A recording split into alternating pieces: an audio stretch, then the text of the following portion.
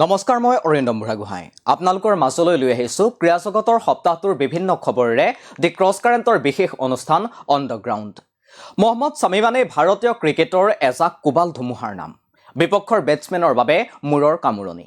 এতিয়া সেইগৰাকী ভাৰতীয় বিস্ফোৰক পেচ বলাৰ সম্পূৰ্ণৰূপে সুস্থ। এই সুস্থতাৰ প্ৰমাণ দিছিল ৰঞ্জী ট্ৰফীত। ইয়াৰ পাছতেই আৰম্ভ হৈছিল নানা জল্পনা কল্পনাৰ। সকলোৰে দৃষ্টি নিবদ্ধ হৈ আছিল মহম্মদ ছামীৰ ওপৰত। ভাৰতীয় ক্ৰিকেট অনুৰাগীৰ মাজত প্ৰশ্ন উত্থাপন হৈছিল, সুস্থ মহম্মদ ছামী ভাৰতীয় ক্ৰিকেট দললৈ প্ৰত্যাৱৰ্তন কৰিব পাৰে নে নোৱাৰে। অৱশেষত ভাৰতীয় দললৈ প্ৰত্যাৱৰ্তন ঘটিল মহম্মদ ছামীৰ। ইংলেণ্ডৰ বিৰুদ্ধে খেলিব লগা 15জনীয়া টি-20 দলত স্থান লাভ কৰে মহম্মদ ছামীয়ে। তাৰকা বলাৰগৰাকীয়ে শেষবাৰৰ বাবে 2023 চনৰ 19 নৱেম্বৰতেই পৰিধান কৰিছিল ভাৰতীয় জাৰ্চি। 15জনীয়া তালিকাত অন্তৰ্ভুক্ত হোৱাৰ পাছতেই 431 দিনৰ পাছত ইডেন গাৰ্ডেনত পুনৰ ভাৰতীয় জাৰ্চি পৰিধান কৰাৰ সম্ভাৱনা আছে মহম্মদ ছামীয়ে। এতিয়া ফিটনেছত আৰু কোনো সমস্যা নাই বলাৰগৰাকীৰ। আন্তঃৰাষ্ট্ৰীয় ক্ৰিকেটত পুনৰ বিপক্ষৰ বেটছমেনক নিজৰ বিধ্বংসী বলিঙেৰে শলঠেকত পেলাবলৈ সাজু হৈছে দেশৰ অন্যতম শ্ৰেষ্ঠ বেগী বলাৰগৰাকী।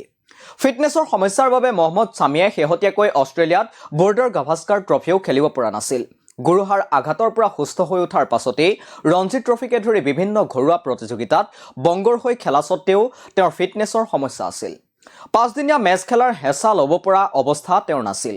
ইয়াৰ বাহিৰেও বংগৰ হৈ খেলি থাকোঁতে আঁঠুত সামান্য আঘাত পাইছিল। গতিকে অৱশেষত BCCI মহম্মদ ছামীক অষ্ট্ৰেলিয়ালৈ নপঠোৱাৰ সিদ্ধান্ত লৈছিল। আগন্তুক চেম্পিয়নছ ট্ৰফিৰ বাবে ভাৰতীয় দল ঘোষণা কৰাৰ পূৰ্বেই নেশ্যনেল ক্ৰিকেট একাডেমীয়ে মহম্মদ ছামীক সম্পূৰ্ণ সুস্থ আৰু ফিটনেছৰ চাৰ্টিফিকেট প্ৰদান কৰে, যাৰ বাবে চেম্পিয়নছ ট্ৰফিৰ পূৰ্বে তেওঁক ইংলেণ্ডৰ বিৰুদ্ধে খেলিব লগা শৃংখলাৰ বাবে অন্তৰ্ভুক্ত কৰা হৈছে। এতিয়া 431 দিনৰ পাছত নিজৰ ঘৰুৱা খেলপথাৰত প্ৰত্যাৱৰ্তনৰ সুযোগ লাভ কৰিলে মহম্মদ ছামীয়ে কি প্ৰদৰ্শন দেখুৱায় তাৰ বাবেও অপেক্ষা কৰিব লাগিব ভাৰতীয় ক্ৰিকেট অনুৰাগীয়ে। আনহাতে 2024 বৰ্ষতো ভাৰতৰ দবা অনুৰাগীৰ বাবে আছিল উল্লেখনীয় বছৰ। এই বছৰটোতে ভাৰতে লাভ কৰিছিল বিশ্বৰ সৰ্বকনিষ্ঠ দবা চেম্পিয়ন।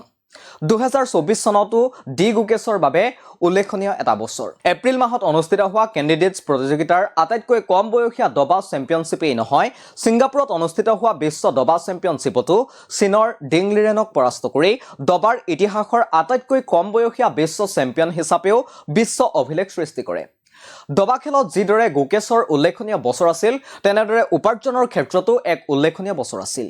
শেহতীয়াকৈ দ্য ইণ্ডিয়ান এক্সপ্ৰেছৰ এক প্ৰতিবেদন অনুসৰি চেছ.কমৰ এক প্ৰতিবেদনত প্ৰকাশ পোৱা গুকেছৰ কেৱল 2024 চনত পুৰস্কাৰ লাভৰ পৰা উপাৰ্জনেই প্ৰায় 13.6 কোটি টকা।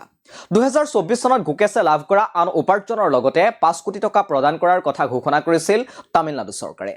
প্ৰতিবেদনখনৰ মতে 2024 চনত গুকেছকে ধৰি 17গৰাকী খেলুৱৈয়ে $1 লাখ ওপৰত লাভ কৰিছিল। এই তালিকাত ভাৰতৰ হাম্পি কেনেৰুকে ধৰি মাত্ৰ 2গৰাকী মহিলা খেলুৱৈ আছিল। প্ৰাগনন্দনাই $2,02,136 পুৰস্কাৰ ধনেৰে নৱম স্থান লাভ কৰাৰ বিপৰীতে অৰ্জুন এৰিগাইছে $1,19,766 15 নম্বৰ স্থানত আছে। উল্লেখ্য যে আমেৰিকাৰ ৰাষ্ট্ৰপতিৰ বছৰি উপাৰ্জন $4 লাখ।